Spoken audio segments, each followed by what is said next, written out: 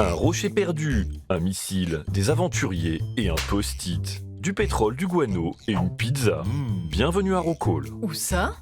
Loin, très très loin. Et ici, c'est vraiment la Géozarbie.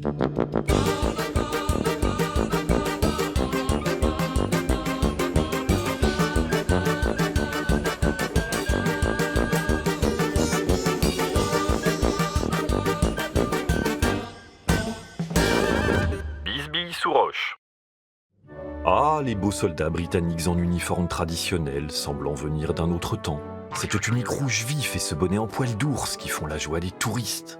Mais il y a d'autres uniformes aussi typiques. Celui de ces lifeguards à cheval, par exemple.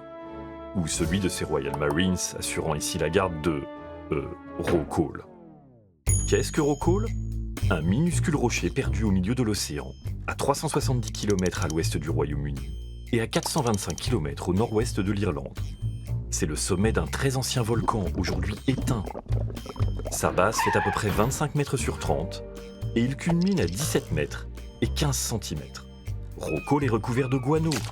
Dans le coin, les vagues peuvent faire la taille d'un immeuble. Et en 1904, le transatlantique danois SS Norge s'est échoué sur un récif à 300 mètres de là, faisant plus de 600 victimes. Comme le Titanic, un des naufrages les plus meurtriers de l'histoire. Pas très accueillant donc. Et pourtant, Rockall est depuis plus de 50 ans l'épicentre d'un différend entre Britanniques, Irlandais, Danois et Islandais. Et cette mise en scène des Britanniques, qui date de 1974, a pour but de rappeler au monde entier que Rockall est à eux. Alors, pour tout comprendre de ce conflit, en avant pour un petit cours d'histoire. Rockall est connu depuis longtemps. On le trouve par exemple sur cette carte de 1623. Et selon certains, son nom pourrait faire référence au Rockabara, un rocher de la mythologie gaélique dont la troisième apparition annoncerait la fin du monde. Bigre. Et ce n'est qu'au XIXe siècle que le Royaume-Uni commence à s'intéresser à Rockall. En 1811, des marins de la Royal Navy l'escaladent. En 1831, une expédition militaire vient mesurer sa position avec précision. Et puis, il y a des expéditions scientifiques civiles, comme celle du commandant Charcot à bord de son bateau, le Pourquoi pas, qui passe ici en 1921. À Rockall, on a d'ailleurs découvert une roche qu'on ne trouve nulle part ailleurs et qu'on a appelée la Rockallite. Cependant, jusqu'ici, Rockall n'appartient à personne. Ce n'est que dans les années 1950 que le destin de Rockall va basculer. Nous sommes en effet en pleine guerre froide entre les États-Unis et l'URSS, et les Américains livrent à leurs alliés britanniques des missiles Corporal, les premiers capables d'emporter une charge nucléaire. Les Britanniques prévoient alors d'essayer leur nouveau missile depuis une base située en Écosse, vers l'Atlantique Nord, en direction de Rockall, mais sans charge nucléaire, rassurez-vous. Mais comme le rocher n'appartient à personne, les Britanniques craignent que les Soviétiques ne s'y installent pour espionner leurs essais.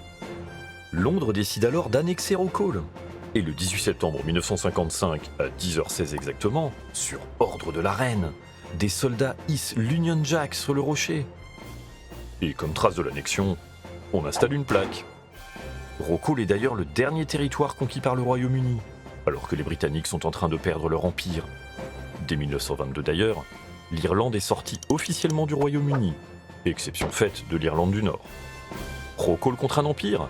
Pas sûr d'avoir gagné au change. Quoique, au début des années 70 en effet, on découvre du pétrole en mer du Nord. Et les Britanniques se disent qu'il y en a peut-être aussi autour de Rockall. Ils décident alors d'y consolider leur position. Et le 10 février 1972, la reine signe le Island of Rockall Act, qui fait de Rockall non plus un territoire, mais une partie du Royaume-Uni, et non plus un rocher, mais une île. De cette manière, Rockall rentre dans le cadre de la Convention des Nations Unies qui régit le droit de la mer, signée en 1958 à Genève. En étant une île et une partie du Royaume-Uni, Rockall autorise en effet les Britanniques à revendiquer plus de zones à exploiter dans l'Atlantique Nord. Et pour affirmer encore un peu plus la souveraineté britannique à Rockall, la Royal Navy dynamite son sommet pour y installer un phare. Nom de l'opération, Top Hat, en français, haut de forme. Et c'est à cette époque qu'est aussi prise notre photo du début. Mais c'était compté sans les Irlandais. Il faut savoir qu'à l'époque, Londres se bat en Irlande du Nord contre les indépendantistes. Ce qui n'aide pas les Irlandais d'Irlande à aimer leurs voisins britanniques. Dublin conteste alors officiellement la souveraineté britannique sur Rockall. Un groupe de musique irlandais, les Wolfe Tones, compose d'ailleurs une chanson qui affirme qu'il appartient à l'Irlande. Bien plus tard dans les années 80, un couple de marins tentera, paraît-il, d'y planter le drapeau irlandais, mais sans succès. L'action la plus étonnante est sûrement celle de Sean Loftus, un homme politique de Dublin. Il change carrément son nom en y glissant Rocall. Déjà lors d'élections en 1973, il avait rajouté Dublin Bay dans son nom afin de protester contre un projet de raffinerie dans la baie de Dublin.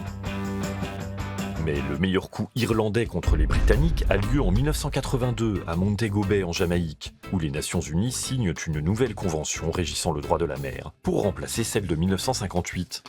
Lors des discussions, les Irlandais ont en effet ardemment défendu l'article 121.3 qui stipule que les rochers non habitables ne peuvent pas avoir de zone économique exclusive ni de plateau continental. Traduction dans notre cas, si Rocall n'est pas habitable, ce sont les revendications du Royaume-Uni sur les zones alentours qui sont fragilisées, et donc sur les fonds marins et le pétrole. Alors, Londres ne signe pas la convention. Heureusement, un certain Tom McLean, ancien des forces spéciales de Sa Majesté, va s'en mêler. Le 26 mai 1985, en effet, il s'élance à l'assaut de Rocall. Il manque de se noyer, mais finit par réussir à monter sur le rocher, ou sur l'île, on ne sait plus. Et il y construit un abri pour y rester 6 mois. Le but ? Accomplir un exploit, et affirmer la souveraineté britannique, encore une fois. Mais au passage, McLean pourrait aussi prouver que Rocall est habitable, et donc bien une île. Ce qui ferait les affaires du gouvernement britannique, dirigé à l'époque par la très conservatrice Margaret Thatcher, surnommée la Dame de Fer. Cependant, McLean s'ennuie ferme et rentre au bout de 40 jours. Rocall n'est pas habitable. Malgré ces chamailleries, Irlandais et Britanniques vont entamer des négociations pour se partager les fonds marins dans la région.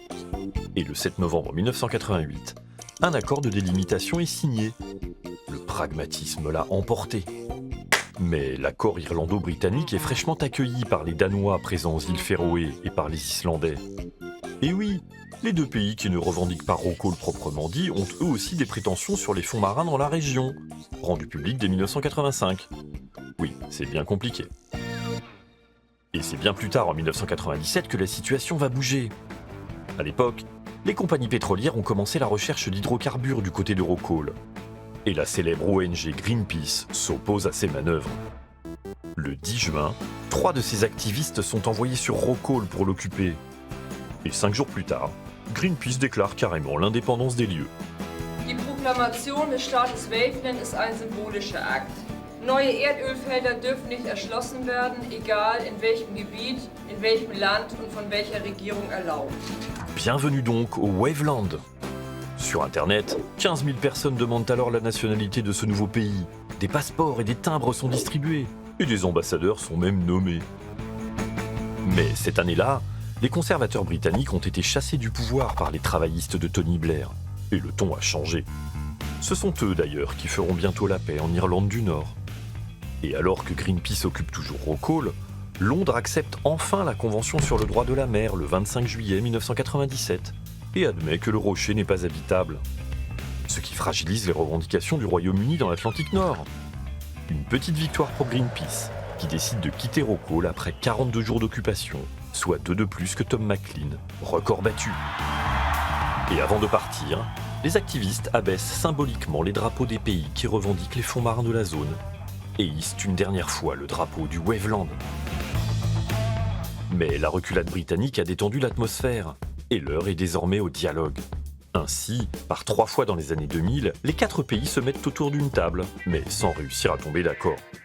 En désespoir de cause, les prétendants ont finalement décidé de porter l'affaire devant la Commission des limites du plateau continental, l'organe de l'ONU chargé d'arbitrer les différends entre nations sur ce genre de questions.